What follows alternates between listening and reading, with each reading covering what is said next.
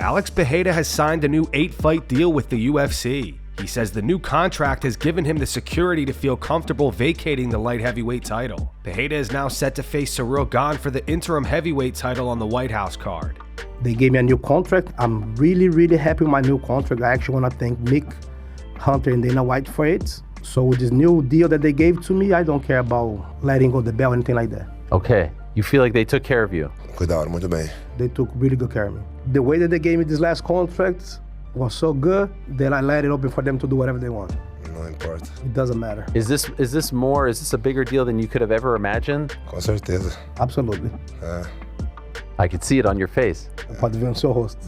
How many fights? Quantas lutas? 8 lutas. 8 fights. 8 fights, okay. And this would be the first. June 14th is one? Primeira. Yes.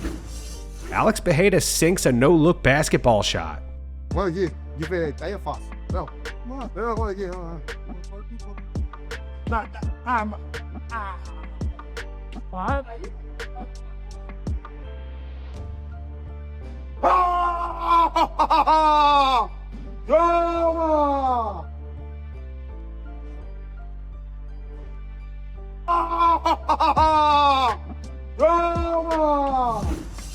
Arman Tsarukyan attempts to take Khamzat Chimaev down.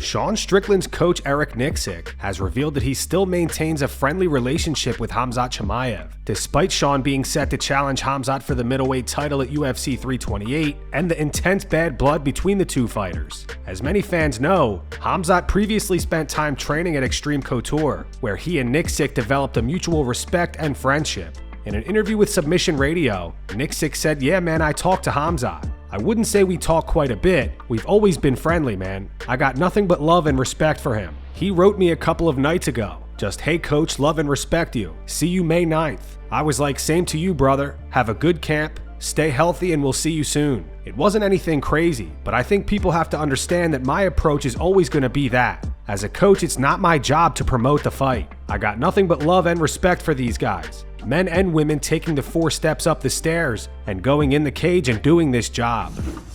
Max Holloway's chat trolled him by asking him if he even trained for Charles Oliveira. It is what it is, Nebo, bro. We be back, bro. On fight, bro. Nothing to cry about. We will come back, brother, better than ever. I was training for the fight, brother. Hey, brother, take 5 minutes, bro. Go take 5 minutes. Go take 5 minutes and come back with a better attitude, dog. Thank you. Wonder why? I'm not wondering why. Guy is an idiot. Ariel Helwani reacts to the announcement of Nate Diaz versus Mike Perry being added to the undercard of the Ronda Rousey versus Gina Carano fight on Netflix. He breaks down why this Netflix event could be a major positive for the growth of MMA. So to me, this was a no-brainer for Nate. Obviously, we'd love to see him fight Conor McGregor. Now, Conor still has 2 fights left. Based on everything I've heard and everything PT said on Friday, we're trending in the right direction. And as we've told you time and again, it's July 11th, International Fight Week. That's what they want.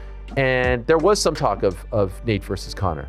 But would you rather sign a 4-fight deal or would you rather sign a mega 1-fight deal on the biggest platform in the world? It's that fight isn't going away. And by the way, Conor has 2 fights left. What do you think that fight would do on a massive platform like Netflix in a year and a half or so from now? It would be gigantic. It would probably be the biggest fight not named Jake Paul and Mike Tyson that could be made right now, for all intents and purposes. And so the landscape, if they do, and that's why I'm telling everyone, I'm not just saying it because we love Netflix, I love Netflix, it's great for the fight game. This is amazing for MMA. Everyone should be rooting for this. I don't care if you're the biggest UFC stan of all time. I love the UFC. I don't want them to go anywhere. It's great for our life that we have something to talk about, that we have Kevin Vachejos to talk about and all this stuff. If they went away, it would be awful for us. But you need that alternative. And we've never seen the alternative come in this form. Michael Venom Page is set to face Sam Patterson this weekend. MVP expressed frustration with the matchup, noting that Patterson is currently unranked and lacks significant status in the division. That process has been very, very frustrating. And even coming back, not necessarily getting the level of opponent you want in terms of status more than anything, or ranking. Still frustrating. I know how difficult Sam's gonna be as a fighter. I know how talented he is as a fighter. So not taking anything away from him. It's just more, as you say, where I've been, who I've been competing against. I kind of want those caliber names to continue. So yeah, it's been frustrating, but this is where we are. And I'm a guy, once I've got over the frustrations, voiced it, I'm like, okay, I'm ready to kind of get the show going still. Beneil Dariush will face Quillan Salkeld at UFC Perth on May 2nd. Dariush says win or lose, this could end up being his last fight. And I'm not tripping, right? You recently had said that your next fight might be your last. Am I tripping? No, you're not. I'm just taking it one fight at a time. It could be. I could fight, I could win, I could lose, whatever, and I could be like, all right, I think I'm done. It's going to be one fight at a time. It's not an age thing. It's not a love thing. I love this game. I love fighting. It's just, I want to be sensitive to what God wants. And sometimes forcing things that aren't for me, that I shouldn't be doing anymore, has gotten me in trouble. So I want to be faithful, essentially. Aljamain Sterling gives his prediction for Lerone Muprhy versus Muprhy Evloev this weekend at UFC London. Aljo previously fought Evloev at UFC 310 and lost via unanimous decision. Despite that loss, Aljo is leaning toward Muprhy getting the win. He fights pretty, the same way I was talking about. He's got that black. He likes to fight pretty. He's not in there to scrap and get down and dirty. He's looking to make it clean and super technical and go home with his face intact. Now with Muprhy, I think he's willing to go through the mud a little bit more, but most of his fights, he's predominantly happy to grapple. He hasn't fought since we fought December 2024. I wonder what that layoff is gonna look like, especially with the guy he used to train with in Lerone Muprhy. Lerone has great kickboxing, great footwork, side-to-side lateral movement, hard to hit, a nice jab.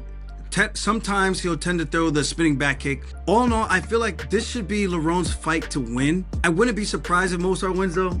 He's a phenomenal talent, great grappler. I just don't know if he'll be able to get to Lerone Muprhy to take him down early enough so he's not taking too much damage. If Lerone could put the damage on him early, and then if he does get taken down, keep it to a position where he's not getting punched a lot, I could see him winning the rounds by damage.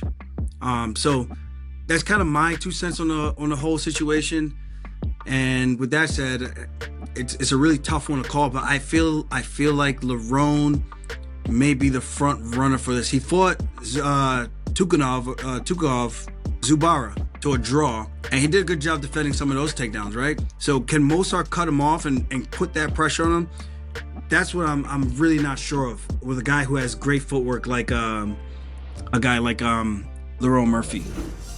Ray Longo isn't a fan of the matchup between Aljamain Sterling and Youssef Zalal. Longo thinks if Aljo wins, it probably won't do much for his career. But if Zalal wins, the UFC will take the fact that he beat a former champion and move him up the ranks. I don't know why they don't give this guy the credit he deserves. Aljo, to me, honestly, he's getting better.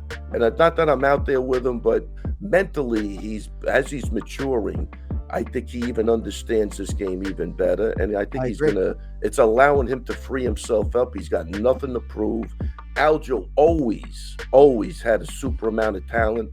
I don't think, personally, even standing up wise, I don't even think we saw past 40% of what he could do. And wait, first off, I love Zalal. Just a nice kid. This is nothing, but I just think Aljo's better than him everywhere. What I don't like about the fight is I believe, if Aljo wins, they're going to say, okay, so what? You beat this guy. But if Zalal wins, they'll use that, he's a former champion, and they'll move him up the line. That's the only thing I don't like. I think Aljo deserved a bigger name for that reason.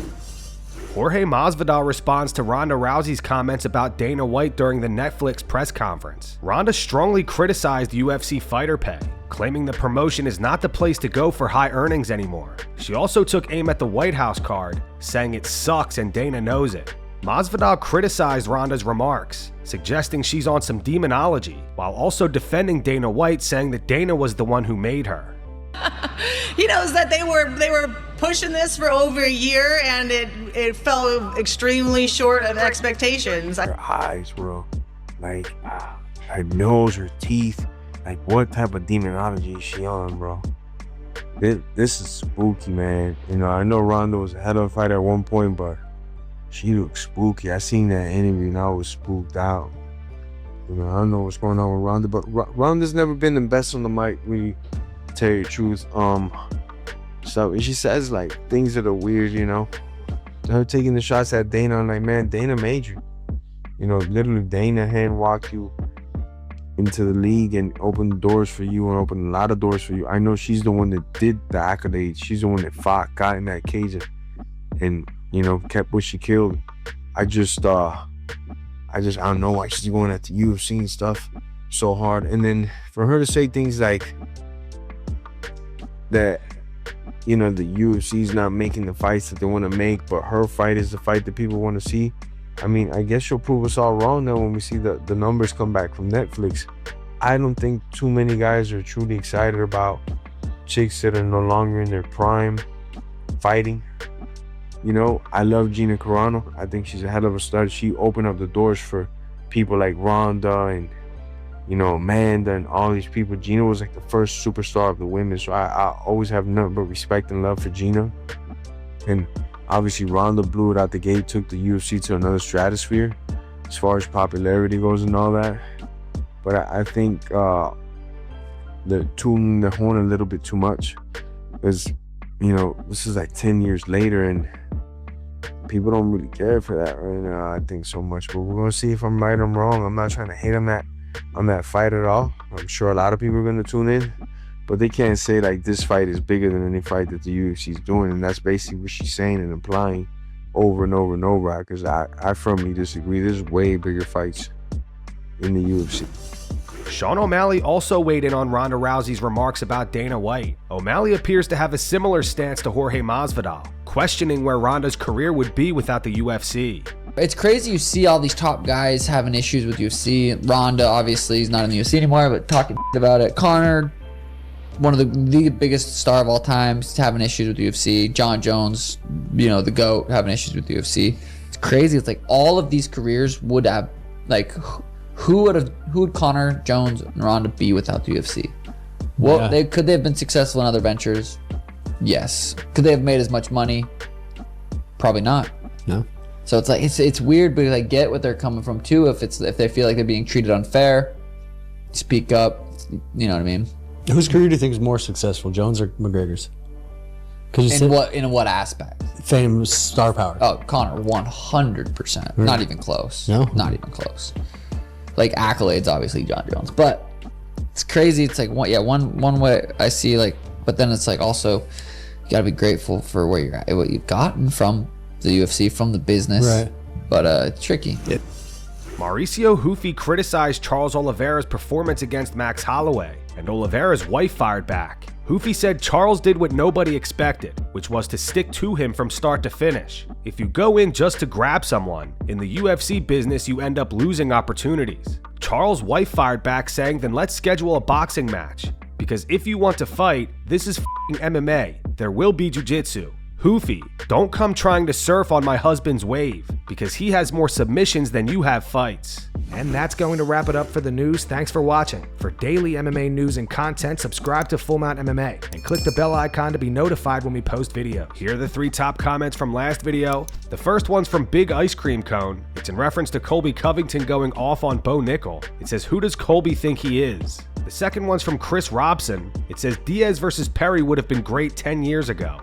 And the final one's from Zorzi Zortek. It says, if only Ronda had the same energy after she lost and actually came back instead of running like the coward she was 2 times. Those were the 3 top comments from last video. If you want to be featured in the next one, all you have to do is comment down below. And if you missed yesterday's news, click the video on screen right now to get caught up.